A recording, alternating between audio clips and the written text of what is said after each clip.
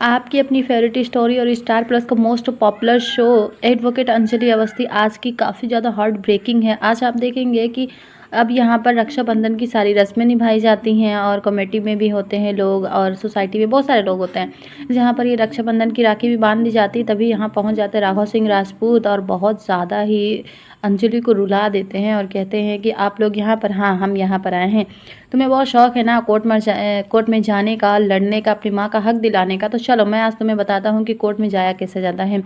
इसीलिए अभी तुम्हारे लिए वक्त है, गनीमत है कि तुम ये अपना कदम पीछे हटा लो। तुमने क्या कहा है कि तुम पूरी तरह से इनका हक दिलाकर रहोगी, तो बोलती हैं कि हाँ वो तो है ही। तो क्या तुम इसे दादाजी कहने के बजाय तुम एडवोकेट राघव सिंह राजपूत बोल रही हो? हाँ, जब तक ये मुझे कह नहीं देते कि मैं इनकी पोती हूँ तब तक मैं इन्हें नाम से ही बुलाने वाली हूँ, दादाजी नहीं कहने वाली हूँ। रिश्ता ही क्या है हमारे बीच में। अब ये कहते हैं कि ये क्या है, ये जो मैंने तुम्हारे मुंह पे मारा है ना, ये तुम्हारे कोर्ट का नोटिस है जो तुमने मुझे दिया है, उसी का जवाब है ये।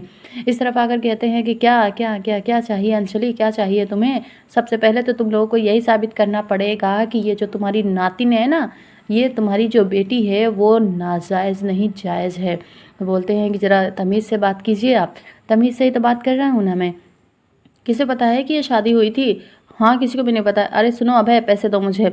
और इधर भजन कहता है अभी तुम्हारे पास वक्त है, वरना तुम लोग की इज्जतें पूरी तरह से बर्बाद हो जाएंगी, ज़िंदगी तो ख़राब होगी वो अलग से, इसलिए दूर रहो और हट जाओ यहाँ से। तो बोलती है ये तो मैं कभी नहीं करने दूंगी, मुझे मेरे माँ का हक दिलाना ही है और आप उसके लिए चाहे जो कुछ भी कर ले। तो पहले तो यही साबित कर लो ना कि तुम लोग हो क्या, सच में तू नाजायज़ है या नाजायज़ है।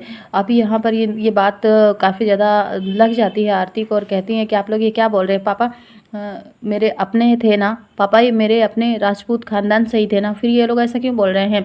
नानू आप मुझे ये बताइए कि ये इस पेपर में क्या लिखा है? बोलते बेटा जो तूने केस फाइल किया था ना, उसी के जवाब में इन्होंने लिखा है कि अब ये साबित करो कि ये जो आरती है वो नाजायज़ है या जायज़ है। ये तो पता चल जाएगा कि अगर ये जायज़ है तभी कुछ हो पाएगा, अगर हमने इसने साबित नहीं किया ना तो इसे फूटी कौड़ी भी नहीं मिलने वाली। बोलते हैं पापा, मेरे पापा और मम्मी की शादी तो हुई थी ना, माँ की शादी हुई थी ना, पापा से बताओ बताओ। सारे बस्ती वाले मोहल्ले वाले लोग कहने लगते हैं कि हाँ शादी हुई थी, हम इसके गवाह हैं।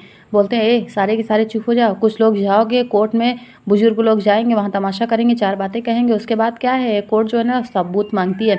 21 साल पुरानी बात हो चुकी है, किसके पास सबूत होगा? किसी के पास भी नहीं होगा। और ये जो है ना अवस्थी, इसको हम फिर से बेइज्जत करके कोर्ट से बाहर निकालेंगे। सालों पहले मैंने इसे कोर्ट से बाहर निकाला था, आज तक इसने एक भी केस नहीं जीता है। और इसकी बेटी, अरे क्या यार, बिल्कुल भी जायज़ नहीं है। कॉलर पकड़ लेते हैं और काफ़ी ज़्यादा गुस्से में होते हैं। गणेश अवस्थी कॉलर पकड़ते हैं और कहते हैं कि एक और शब्द बोलना मत, आपसे हम आप करके बात कर रहे हैं, आप तू करके बात कर रहे हैं, आपको भूल गए हैं क्या कि आप किससे बात कर रहे हैं? अब बोलते हैं कि नानू प्लीज़ कॉलर छोड़ दीजिए। किसी तरह से वो कॉलर छोड़ देते हैं और उसके बाद ये बोलते हैं इन्हें सबक तो मैं सिखाऊंगी, इनकी अकड़ तो ठिकाने मैं लगाऊंगी। ये अपने ही बेटे का केस लड़ चुके हैं, यानी उस गाड़ी को इन्होंने रिहा करवा दिया जिस गाड़ी से मेरे पापा इनके अपने बेटे इस दुनिया से गए थे। पैसों के लालच में आदमी इतना अंधा है ना कि इसे सही गलत दिखाई नहीं देता है। बोलते हैं 1 लाख 2 लाख 5 लाख 10 लाख 15 लाख, कितने लाख रुपए चाहिए अंजलि तुम्हें? पैसों के लिए सब कुछ तुम्हारी बेटी कर रही है ना, पैसों के लिए। तो ये लो, ये पैसे हैं तुम्हारे पास, पैसे अपने पास रखो तुम। उसके बाद हूँ करने लगती हैं। बोलते क्या हुआ माँ, आपको क्या बोलना है? आपको कुछ बोलना है क्या? माँ बताइए ना, आप क्या बोलना चाहती हैं? आपको कुछ कहना है क्या?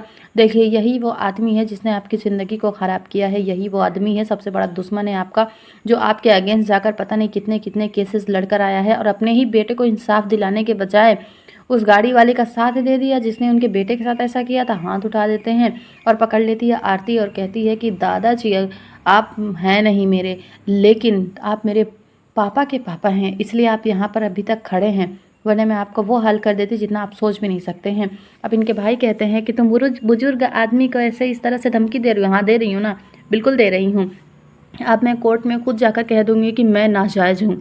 अब इतना सुनने के बाद ना सारे बस्ती वाले परेशान हो जाते हैं कि आरती ये क्या बात बोल रही है। वहाँ से राघव सिंह राजपूत चले जाते हैं, तमाशा काफ़ी ज़्यादा होता है, रोने लगती है। इनके नानू कहते हैं बेटा मत रो, सब कुछ ठीक हो जाएगा, रोने की ज़रूरत नहीं है, तुझे ऐसे कमज़ोर नहीं पड़ना है। कहते हैं कि ये मेरे पापा के पापा हैं, वरना ये राजपूत खानदानों के घर में ना मैं आग लगा देती।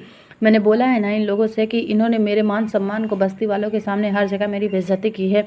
अब इनकी बारी है, अब इनके घर को, इज़्ज़त को, सब कुछ मैं नीलाम कर दूंगी। इनके घर के अंदर घुसकर इनकी सारी रेपुटेशन, इज़्ज़त, हर चीज़ को मैं पूरी तरह से बर्बाद कर दूंगी। आज की स्टोरी यहीं पे ख़त्म हो जाती है। कल के लिए वही है जो आपने कल देखा था कि कली को लगता है कि उसके पति उससे प्यार करने लगे हैं, जबकि ये शादी हुई नहीं है, तो प्यार किधर से आएगा। फिर भी वो कहती हैं कि मेरे पति मुझे लेकर जाने वाले हैं एंगेजमेंट में, किसी की सगाई है दिल्ली में।